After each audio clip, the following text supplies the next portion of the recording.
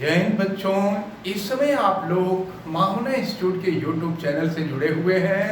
आज हम लोग क्लास 10th मैथमेटिक्स हिंदी माध्यम एनसीईआरटी बुक के अध्याय 2 अरिथमेटिक प्रोग्रेशन यानी समांतर श्रेणियां, जिनको शॉर्ट में हम एपी कहते हैं, कि प्रश्नावली 5.1 को हम पढ़ने जा रहे हैं। और 5.1 में हम क्वेश्चन नंबर 2 देखने जा रहे हैं। तो एक चीज हम आपको बता दें कि कोई भी समांतर श्रेणी होती है ना, उस समांतर श्रेणी का पहला पद जो होता है वो ए होता है, और इसके बाद इसका जो सर्वांतर होता है, सर्वांतर का मतलब होता है दो क्रमागत पदों का अंतर। तो दो क्रमागत पदों का अंतर सार्वंतर कहलाता है, और सार्वंतर को हम स्मॉल डी से प्रदर्शित करते हैं। तो यदि किसी समांतर श्रेणी का nth टर्म यानी n वां पद आपको ज्ञात करना हो, तो किसी भी समांतर श्रेणी का n वां पद ज्ञात करने का फार्मूला है a plus n minus 1 into B, जहां n पदों की संख्या है। तो यही फार्मूला होगा, हम लोगों को आगे पढ़ना होगा कि किसी भी समांतर श्रेणी का अगर हम लोगों को n वां पद ज्ञात करना हो, तो n वां पद ज्ञात करने के लिए हम लोग इसी फार्मूले का यूज करेंगे, an equal to a plus n minus 1 into D. तो अब चलिए देखते हैं, हम आते हैं क्वेश्चन नंबर 2 पर। और क्वेश्चन नंबर 2 में देखें दिया हुआ है कि दी हुई एपी दी हुई है, दी हुई एपी। देखिए इसका फर्स्ट पार्ट आपको दिया हुआ है और हम फर्स्ट पार्ट इसका सॉल्व करने जा रहे हैं। तो दी हुई एपी के प्रथम 4 पद लिखिए। तो प्रथम 4 पद का मतलब समझते हैं आप? प्रथम 4 पद का मतलब A1, A2, A3 और A4, ये प्रथम 4 पद हैं। तो अब इन्हीं को ज्ञात करना है, जबकि प्रथम पद A और सार्वंतर D निम्नलिखित है। तो चलिए प्रथम फर्स्ट वाले में क्या दिया हुआ है, A की वैल्यू 10 दिया हुआ है और सार्वंतर D का मान भी 10 दिया हुआ है। तो सबसे पहले अगर हम A1 की बात करें, तो A1 का मतलब पहला पद, और पहला पद जो होता है वही प्रथम पद A कहलाता है, और A का मान आपको 10 दे दिया है। और इसके बाद अगर हमको A2 ज्ञात करना हो, तो A2 की वैल्यू हम इसी फार्मूले में n के जगह पे 2 रख देंगे, और n के जगह पे 2 रख करके देखते हैं कि क्या मिलता है। तो अब हम A की भी वैल्यू रख देंगे। देखिए A की वैल्यू है 10 और प्लस n की वैल्यू हम रख देंगे 2 माइनस 1, और D की भी वैल्यू दिया हुआ है 10। सीधे इसी फार्मूले का हम यूज कर रहे हैं। इसी में हम n की जगह पे 2 रख रहे हैं, और A की वैल्यू आपको 10 दिया ही है, और D की वैल्यू भी आपको 10 दिया हुआ है। तो चलिए इसको सॉल्व कर लेते हैं। ये हो जाएगा 10 प्लस 2 माइनस 1 हो जाएगा 1 इंटू 10, यानी ये हो जाएगा 10 प्लस 10, और 10 प्लस 10 20 हो जाएगा। तो पहला पद ये रहा और दूसरा पद ये रहा।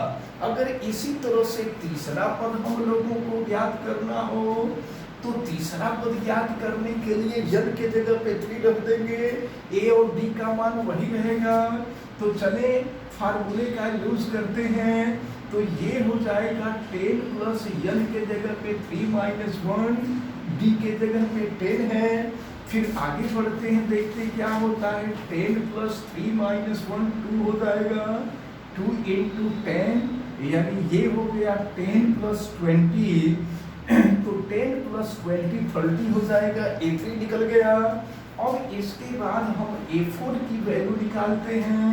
तो चलिए n के जगह पे 4 रख देंगे, तो A4 की वैल्यू निकल जाएगी।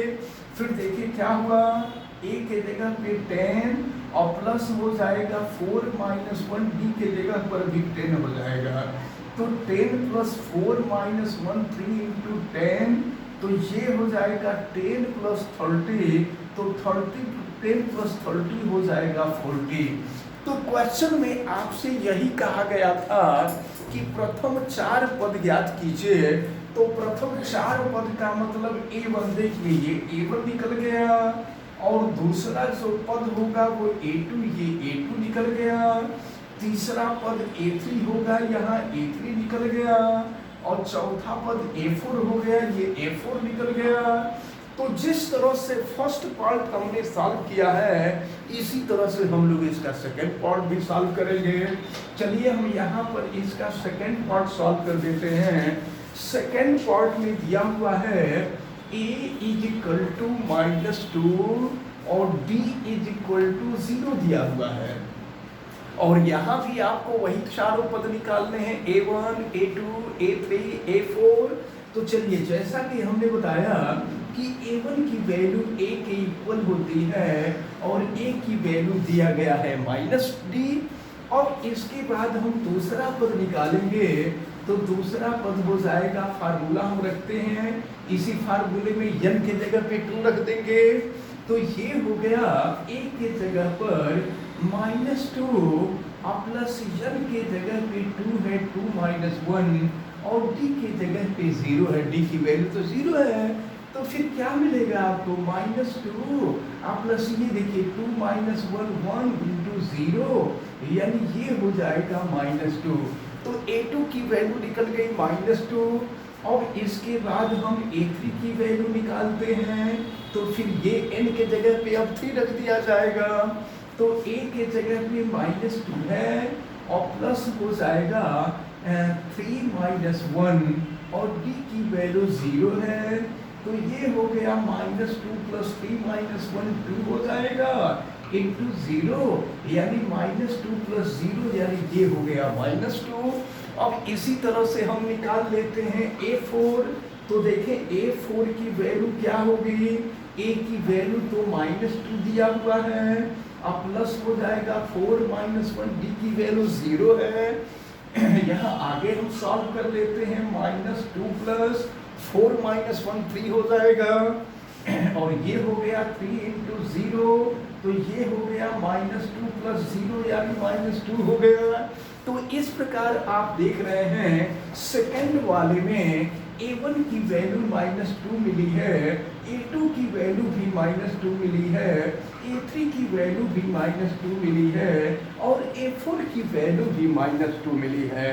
तो इस प्रकार क्वेश्चन नंबर 2 का फर्स्ट सेकंड तो आपको समझ में आया ही होगा। अब हम थर्ड पे आते हैं। अब देखते हैं इसका थर्ड पार्ट। थर्ड पार्ट में दिया हुआ है a equal to 4, d equal to -3। तो अब यहाँ भी हम लोगों को 4 ही पद याद करना है। तो अब A1 की वैल्यू जो होती है a होती है, और ये 4 हो गया। अब इसके बाद A2 की वैल्यू निकाली गई, n के जगह पे 2 होगा। तो देखिए a की वैल्यू 4 प्लस n माइनस 1, यानी 2 माइनस 1, d की वैल्यू है -3। फिर आगे बढ़ते हैं, ये 4 प्लस 2 माइनस 1, 1 हो जाएगा, और ये हो गया -3। तो फिर ये देखें हो गया 4 और प्लस इंटू -3, यानी ये हो जाएगा 1, A2 निकल गया। अब इसी तरह से हम A3 निकालने, देखिए A1 निकल गया, ये A2 निकल गया। अब हम A3 निकाल लें, तो ये हो जाएगा A प्लस A की वैल्यू 4 है, और n के जगह पे 3 माइनस 1, d के जगह पे -3। तो ये हो जाएगा 4 और प्लस ये देखिए 3 माइनस 1 2 होगा इंटू -3। तो ये हो जाएगा 4 और माइनस हो गया 6, तो 4 माइनस 6 -2 हो जाएगा। A3 की वैल्यू निकल गई। अब अगर हम A4 की वैल्यू निकालें, तो A प्लस यानी 4 प्लस n माइनस 1, 4 माइनस 1, और d के जगह पे तो -3 होगा। इसमें करना कुछ नहीं है, बस A, n और d की वैल्यू इस फार्मूले में रखते जाना है। A1 के लिए n का मान 1 होगा, A2 के लिए n का मान 2 होगा, A3 के लिए n का मान 3 होगा, A4 के लिए n का मान 4 हो जाएगा। तो अब चलिए इसको सॉल्व करते हैं। ये 4 प्लस 4 माइनस 1 3 इंटू माइनस 3 यानी ये हो गया 4 माइनस 9। तो 4 माइनस 9 जो होगा ये माइनस 5 होगा। तो A4 की वैल्यू निकल गई माइनस 5। आपको यहाँ भी चार ही वैल्यू ज्ञात करने थे। तो A1 4 हुआ, A2 1 हुआ और A3 की जो वैल्यू निकली ये माइनस 2 रही और A4 की वैल्यू माइनस 5 रही। ये थर्ड पार्ट इसका सॉल्व हो गया। अब हम लोग इसके फोर्थ पार्ट को भी देख लेते हैं। तो देखें फोर्थ पार्ट में दिया हुआ है कि A इक्वल टू -1 दिया हुआ है और D इक्वल टू दिया हुआ है 1/2। तो चलिए देखते हैं हम। तो अब A1 की वैल्यू निकालनी है। A1 का मतलब पहला टर्म, फर्स्ट टर्म। तो n की जगह पे 1, तो A1 की वैल्यू तो A की इक्वल होती है और ये हो गया -1। अब यहाँ फिर A2 की वैल्यू निकालेंगे तो ये हो जाएगा A प्लस n-1 यानी 2 माइनस 1 D के जगह पे है 1/2। फिर इसको हम सॉल्व कर देते हैं यहाँ पर। तो -1 प्लस 2 माइनस 1 1 हो जाएगा, इंटू हो जाएगा 1/2 यानी ये हो जाएगा -1 प्लस 1/2। जरा सॉल्व करते हैं। -1 प्लस 1/2 तो 2 में -1 का मल्टीप्लाई कर देंगे तो -2 प्लस 1 हो जाएगा। तो -2 प्लस 1 -1/2 हो जाएगा। तो A2 की वैल्यू निकल गई। अब इसी तरह से हम यहाँ A3 की वैल्यू निकालते हैं। तो देखिए A यानी -1 प्लस n 3 माइनस 1 D के जगह पे हो जाएगा 1/2। फिर रखते हैं और देखते हैं क्या मिलेगा। -1 प्लस 3 माइनस 1 2 हो जाएगा 2 इंटू 1/2। तो 2 से 2 कैंसिल हो गया। ये हो गया -1 प्लस 1 यानी -1 से +1 कैंसिल हो जाएगा। तो ये वैल्यू निकल जाएगी 0। तो A3 की जो वैल्यू होगी वो 0 होगी। अब इसके बाद हम यहाँ A4 की वैल्यू निकाल लेते हैं। तो -1 प्लस 4 माइनस 1 D की वैल्यू है 1/2। फिर देखिए क्या मिल रहा है। -1 प्लस 4 माइनस 1 3 इंटू 1/2 यानी ये हो गया -1 प्लस 3/2। सॉल्व कीजिए। ये देखिए 2 1 सा 2 -2 तो 3 माइनस 2 3 माइनस 2 1 हो जाएगा। ये हो गया 1/2। तो देखें आपसे चार ही पद ज्ञात करने के लिए कह रहा था। चार पद में जो पहला पद निकला वो -1 निकला, दूसरा पद निकला -1/2, तीसरा पद निकला है 0 और फिर चौथा पद निकल गया 1/2। अब इसी तरह से इसका फिफ्थ पार्ट है। इसके फिफ्थ पार्ट को भी देख लेते हैं। फिफ्थ पार्ट में दिया हुआ है A इक्वल टू -1.25 और D की जो वैल्यू दी गई है यह -0.25 दी हुई है। चलिए सॉल्व करते हैं हम इसको भी। तो जो फर्स्ट टर्म होगा वो A1 इक्वल टू A होगा और A की जो वैल्यू है -1.25 है। अब इसके बाद हम लोग निकालते हैं A2 की वैल्यू। तो ये हो जाएगा आपका A प्लस यानी -1.25 प्लस n-1 यानी 2 माइनस 1 और इंटू D की जो वैल्यू है -0.25 है।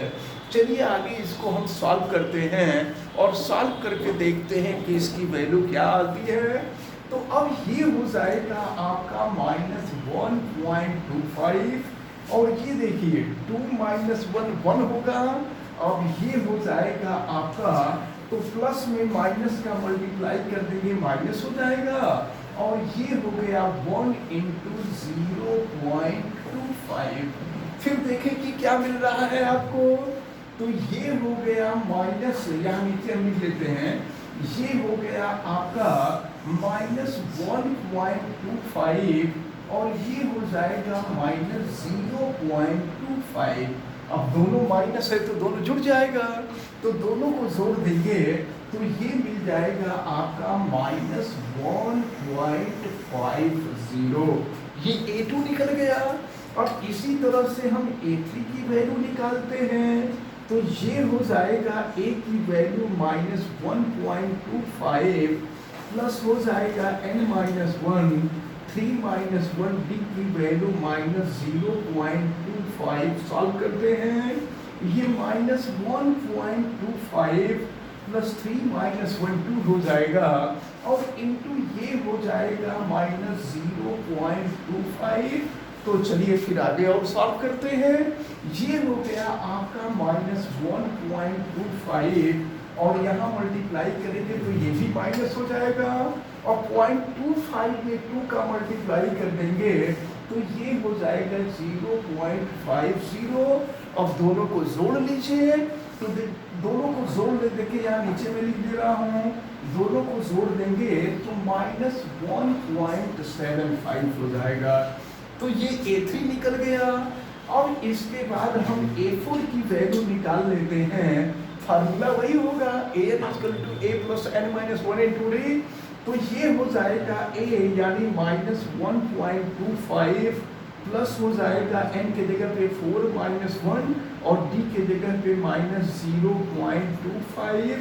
तो फिर ये हो जाएगा -1.25 और ये हो जाएगा, पहले तो ये देखिए प्लस और माइनस में मल्टीप्लाई करेंगे माइनस हो जाएगा, 4 - 1 ये हो गया 3 और फिर यहाँ पे हो जाएगा 0.25। फिर देखिए यहाँ क्या मिलेगा, तो ये हो जाएगा, बल्कि यहाँ लिख देते हैं, ये हो गया आपका -1.25 और फिर ये देखें 0.25 को 3 से मल्टीप्लाई कर देंगे तो ये हो जाएगा आपका 0.75। दोनों को ऐड कर दीजिए तो -2.000 हो जाएगा। तो इस प्रकार ये जो फिफ्थ पार्ट था, फिफ्थ पार्ट में A1 की वैल्यू -1.25 मिली, A2 की वैल्यू -1.50 मिली और A3 की जो वैल्यू है ये -1.25 मिली और A4 की वैल्यू -2.00 मिली। तो इस प्रकार जो है, जो क्वेश्चन नंबर 2 था, क्वेश्चन नंबर 2 का फर्स्ट, सेकेंड, थर्ड, फोर्थ और फिफ्थ पार्ट सॉल्व हुए। तो इस प्रकार हमें उम्मीद है कि आज जो भी क्वेश्चन आपको बताए गए हैं ये क्वेश्चन सभी बहुत अच्छी तरह से समझ में आए होंगे। आप वीडियो को लाइक जरूर कीजिएगा। अगर किसी प्रकार की कोई दिक्कत समझ में आती है तो आप हमें कमेंट करके बतावें भी, और वीडियो को मैक्सिमम स्टूडेंट तक शेयर करें ताकि मैक्सिमम स्टूडेंट इसका बेनिफिट ले सकें, और बेल आइकन को भी प्रेस करें ताकि प्रतिदिन पढ़ने वाली वीडियो की सूचना भी आपको मिलती रहे। और अगर किसी प्रकार की कोई दिक्कत समझ में आती है तो आप हमें कमेंट करके ज़रूर बतावें। आप सभी लोगों का बहुत बहुत धन्यवाद। जय हिंद।